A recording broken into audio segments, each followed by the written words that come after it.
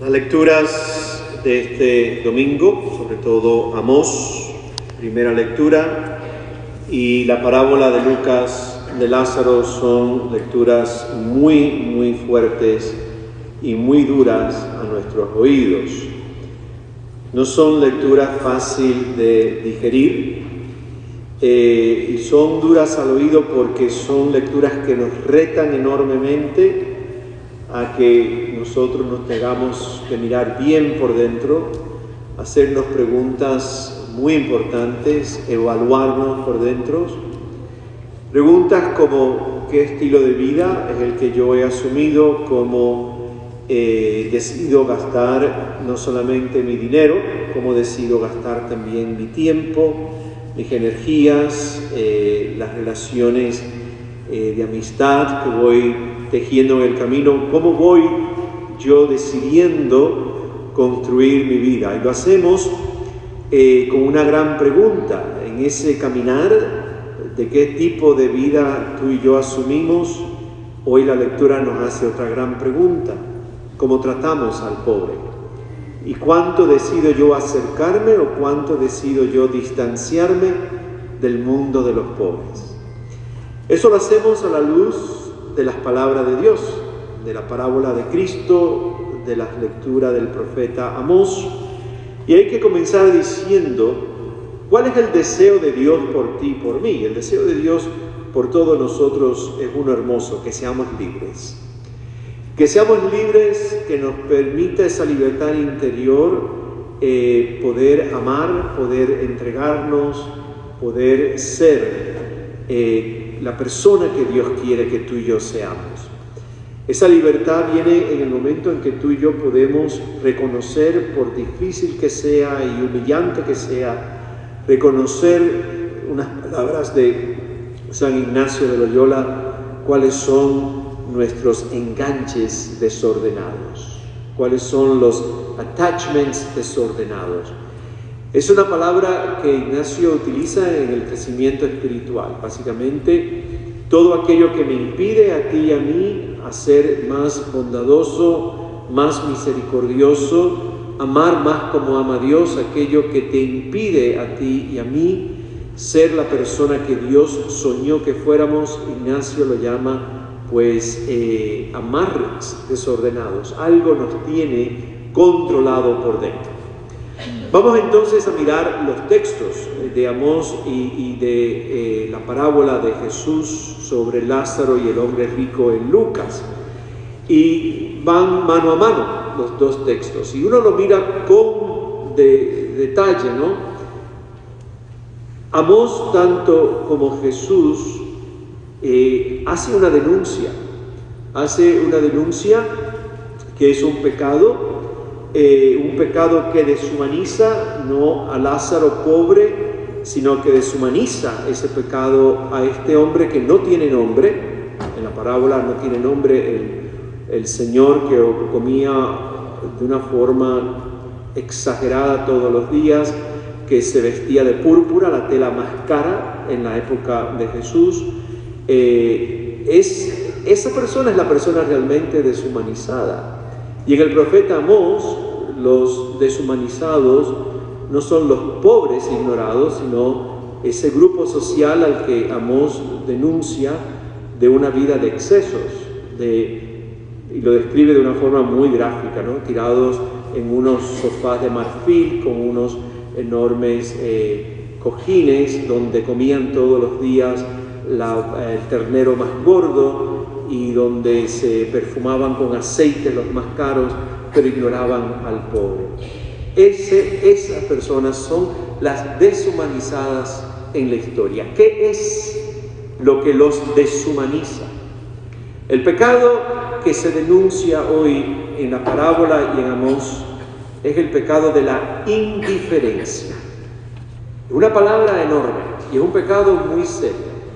La indiferencia es el pecado que es tan serio que es muy difícil de redimir, es muy difícil de perdonar, porque es una opción de vida vivir de una forma indiferente ante el sufrimiento de los demás seres humanos que nos rodean y están cerca de nosotros. Es tan serio ese pecado de la indiferencia que nos puede llevar al final de nuestras vidas a un lugar de oscuridad y de sufrimiento donde ni siquiera Dios puede hacer ya más nada. El padre Nicholas King, al final de su reflexión esta semana, terminaba diciendo esta frase muy cortita: cuando leemos esto, deberíamos temblar. Cuando leemos estas palabras de Amós y la parábola de Lázaro, deberíamos terminar temblando. ¿Qué es la indiferencia? La indiferencia, busqué el origen de la palabra, y es la pérdida de la capacidad de distinguir, hacer diferencia de una cosa de otra. Es el no ser capaz ya de no darme cuenta de que hay algo diferente a mi propia existencia. Y básicamente es perder la capacidad de ver y de escuchar. Es un estado realmente del alma muy retorcido, muy oscuro, muy tenebroso, que, como dije, es muy difícil después de redimir y de sanar. Cuando el ser humano ha perdido esa capacidad y se hace totalmente indiferente ante el dolor de los demás, esa persona ha perdido por completo la capacidad de la compasión y de la habilidad de conectar con el sufrimiento de los demás. Por lo tanto, esa persona que ha llegado a ese punto ya no sabe ni siquiera distinguir la diferencia entre paz y violencia, entre pobreza y abundancia, entre justicia e injusticia. Básicamente, ya no puede ver la diferencia que le rodea. Es una persona que ha llegado a un rompimiento interior muy profundo, y es mucho más que decir no me importa, es decir, opto por no importarme. Es mi decisión que el sufrimiento de alguien a mí no me interese. Cuando la persona ha llegado a ese momento, esa persona o ese grupo social básicamente está anestesiado por completo. Ha ocurrido un proceso de deshumanización donde básicamente la anestesia es tan grande que no tienen la capacidad de conmoverse ante el sufrimiento de los demás. Es el momento en que esa persona o ese grupo se ha deshumanizado. Hay un dato muy curioso en la parábola de Lucas que es muy importante, y a nosotros se nos escapa, y entiendo que se nos escape porque no conocemos las Escrituras a profundidad. La única persona que tiene un nombre propio en esa parábola es Lázaro. Lázaro es una traducción griega del nombre hebreo Eleazar, que significa literalmente Dios ayudó. Pero el único que tiene nombre propio en esa parábola es Lázaro. El hombre que es descrito al principio, que se vestía de púrpura, que comía opulentemente todos los días, no tiene nombre. Los nombres son muy importantes en las Escrituras, porque el nombre lo primero que te va a decir es que la persona es real, existe, es humana. Por eso Dios nos llama por nombre, el nombre nos humaniza delante de Dios. Lázaro es el único que es, digamos, humano en esta historia. El otro no tiene nombre, no aparece con un nombre. Ha habido un proceso de deshumanización en esta persona. Creo que la pregunta más importante al escuchar estas palabras hoy del Evangelio y del profeta Amós, una pregunta clave para ti y para mí es: ¿qué ha ocurrido en nuestras vidas, tuya y mía, que en ciertos momentos nos hemos convertido en gente indiferentes? Fíjense que yo uso la palabra convertirnos en gente indiferente. Yo estoy convencido que ninguno de nosotros nace indiferente. Ninguno de nosotros nace ciego al sufrimiento de los demás. Algo pasa en el camino. Y la prueba es muy sencilla. Todos aquellos de ustedes que en un momento tuvieron niños pequeños o tienen niños pequeñitos en la casa, 3 o 4 años, 2 años, Si tú le dices a un niño pequeño, tengo una heridita, tengo un bubú, ¿qué hace el niño? Marta, ¿qué hace el niño? Te da un besito. El niño no le tiene miedo a las heridas. Yo tengo un videoclip de Lucas, mi sobrino nieto, cuando tenía 5 años, acaba de cumplir 6, donde en casa de mis padres, él está poniendo crema a mi mamá en las piernas. Y pone crema, y no tenía ningún problema. Y se queda mirando, me di cuenta que se queda mirando en un momento el pie de mi mamá, y me mira y me dice, ¿qué le pasó en el dedo? Porque tenía un dedo escachado. Y fue y se lo tocó. No tenía problema. Algo pasa en el camino que cuando tú y yo crecemos y vemos las heridas de los demás, ¿qué hacemos? Marcha atrás. Nos alejamos de las heridas de los demás. Algo perdimos en el camino. Claro, si yo me hago la pregunta, ¿qué pasó? La respuesta es muy individual. Cada uno de nosotros tiene aquí una historia que a veces nos ha ido haciendo indiferentes al sufrimiento de los demás. Pero en el texto de Amós es un grupo. En el texto de Jesús, en la parábola, es un individuo. Y si tú miras el texto una vez más, hay un tema común en ambos. Que lo que hizo a este grupo de Amós indiferente al clamor del pobre y lo que hizo indiferente a este hombre a la presencia de Lázaro, que lo tenía en la puerta de su casa, si tú miras el texto cuidadosamente te vas a dar cuenta que lo que los hizo indiferente, la raíz del pecado de la indiferencia, estaba en un exceso enorme de egoísmo. Era mi satisfacción propia. Y cuando tú miras el texto de ambos, vas a descubrir que la raíz de ese egoísmo estaba en un estilo de vida de excesos. Comer, beber en abundancia todos los días. El texto de Amós es muy gráfico, muy gráfico. Los excesos, esa vivencia diaria de excesos, tienen un gran peligro metido allá adentro, que poco a poco, nos va haciendo indiferentes. No vemos la diferencia entre los que tenemos excesos y los que no tienen nada. Nos van básicamente anestesiando a las realidades que tenemos delante. Y llega el caso extremo de ese proceso de deshumanización, donde incluso nos convertimos en jueces crueles muchas veces de aquellos que no tienen los excesos que nosotros tenemos. Y ahí sí la cosa se pone bien difícil, porque la posibilidad de revertir eso cuesta mucho. Esa es la raíz del pecado, de la indiferencia presentada hoy por Jesús y por Amós. Vivir una vida donde yo estoy atrapado por completo dentro de mi realidad marcada por los excesos, y yo no puedo ver entonces al que está en la puerta de mi casa, que lo único que tiene son 2 perritos que le pueden lamer las heridas. Pero yo soy el tipo de la esperanza, aunque a veces se me va, pero la agarro por los pelos y le digo, regresa para acá. Esto se puede revertir.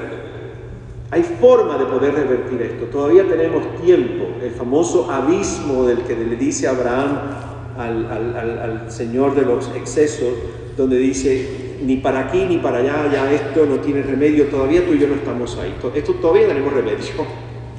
Todavía hay esperanza. Yo me hice tres cosas, 3 ideas que se las comparto, cómo poder revertir en ti y en mí esa incapacidad de ver la diferencia y de responder a ella. La primera es que yo me tengo que preguntar, y tú te tienes que preguntar, ¿qué te pasó? ¿Qué me pasó a mí? ¿Qué te pasó a ti? Que hemos tenido momentos en nuestro caminar como individuos y como sociedad que nos hemos hecho indiferentes. ¿Qué marcaron en tu vida y en la mía que hemos llegado a ese punto de deshumanización nuestra por ser indiferentes? pero las que la siguen son para mí extremadamente importantes. Escuchar.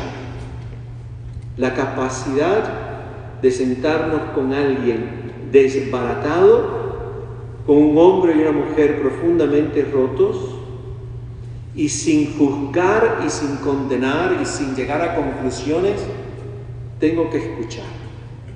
Escuchar tu historia. ¿Qué te llevó a este punto? Aquí en la parroquia, ya los que viven por el barrio, estoy seguro que se han dado cuenta, hay un aumento cada vez más de gente homeless en esta área. Y llegan diariamente a la parroquia. Una por lo menos o dos al día llegan a la parroquia. Si uno tiene el tiempo, a veces me siento con ellos. A veces la comunicación es posible, a veces la comunicación es imposible. Porque ya no hay mucha sanidad mental para poder expresar. Pero cuando pueden contar su historia, tú dices, wow. La diferencia entre esa persona y yo, ¿saben cuál es? Una está de ese lado y esta está de este lado. Pero lo mismo pudo haber ocurrido en un momento del camino. Esa capacidad de escuchar tú y yo a la historia del otro, qué marcó su vida, cuál fue los eventos que rompieron su interior, qué es lo que llevas, qué es lo que te hace marcar hoy la vida con sufrimiento, poco a poco te va y me va haciendo a mí menos indiferente y vamos teniendo una conexión mayor con la persona que tenemos delante. Escuchar las historias de unos y de otros. Y las historias nos hacen hombres y mujeres más compasivos y menos indiferentes. La segunda o la tercera, escuchar a Dios. Escuchar a Dios que te está diciendo a ti y a mí en el corazón cuando tú te encuentras con la historia de alguien que si no lo hubieses escuchado, yo podía haber terminado en siendo el juez cruel de esa persona. ¿Qué te dice Dios a ti y a mí cuando escuchamos las historias? ¿Qué cuerdas de guitarra Dios está tocando aquí adentro? ¿Cómo Dios nos va abriendo los ojos? ¿Cómo los oídos se van destupiendo? ¿Cómo somos menos jueces? Y por lo tanto la indiferencia como pecado empieza a ser perdonada y empieza a ser sanada. Pero sin escucharnos y sin escuchar a Dios, es muy difícil sanar y perdonar la indiferencia como pecado. Como dije, yo soy el tipo de la eterna esperanza. Repito, de vez en cuando se va de paseo, pero yo la mando a regresar. Hay tiempo todavía a nivel personal y a nivel social de revertir muchas de nuestras indiferencias. Dios nos regala el tiempo. Creo que la gran tragedia en la parábola de hoy es que el tiempo se acabó y ya no había la posibilidad de cerrar el abismo en ambas partes. Ya se había acabado esa posibilidad. Tú y yo tenemos todavía la posibilidad de cerrar ese abismo. Y la razón es muy sencilla. Libres de todo aquello que nos impide amar y ser la persona que Dios quiere que seamos, libre de todo eso desordenado, entonces podremos llegar a amar un poquito como ama Dios. Qué regalo, ¿eh? Fíjate que yo no digo amar como ama Dios. ¿Amar qué? ¿Cuál es la palabra que yo sé? Un poquito. Un poquito como ama Dios. Así que le pedimos al Señor la capacidad de reconocer de qué tengo yo que librarme para ser menos indiferente ante la persona rota que se coloca delante de mí y poder llegar a amar un poquito como ama Dios.